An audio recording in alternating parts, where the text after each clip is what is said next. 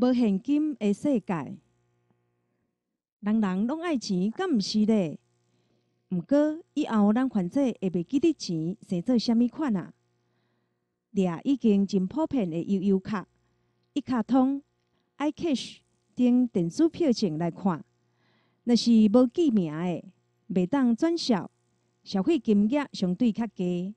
即款的，你可能阁爱亲身摕钱欠伫内底。若亲像有甲信用卡绑做伙迄款的，通自动欠钱伫内底，咱就免阁去捌着现金啊。即马咱用一大堆信用卡来纳钱，伫网络买卖使用第三方支付，安尼身躯的现金到底有需要偌济咧？有人讲，以后出门拢免扎钱啊，这是进步的现象。安尼，咱的金钱观念敢会有真大的改变？要安怎教育囡仔金钱的概念？咱辛辛苦苦赚的钱，敢有可能亲像电影共款，随时会互黑客伫起步顶悬日咧，钱都无去啊！我想，定着有真侪人会为着安尼真无安全感。用中国做例，因第三方支付无现金的买卖真加压，人人就是中国真进步，煞无想到个人隐私的问题。事实，中国政府为前年开始对第三方支付愈管愈严，要求大家口罩爱实名认证。若是台湾人要使用，就要提供台胞证的资讯。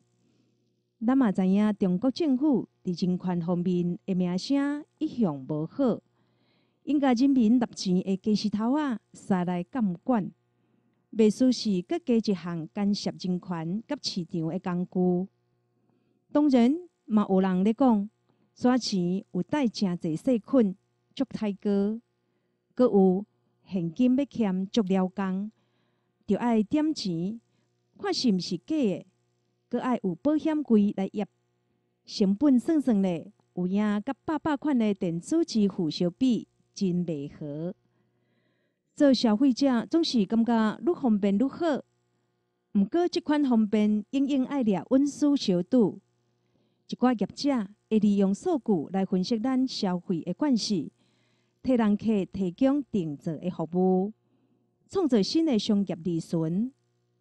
台北市长郭文哲发讲要打造智慧城市，咱的个人资料，政府的法规敢有够智慧来替咱把守？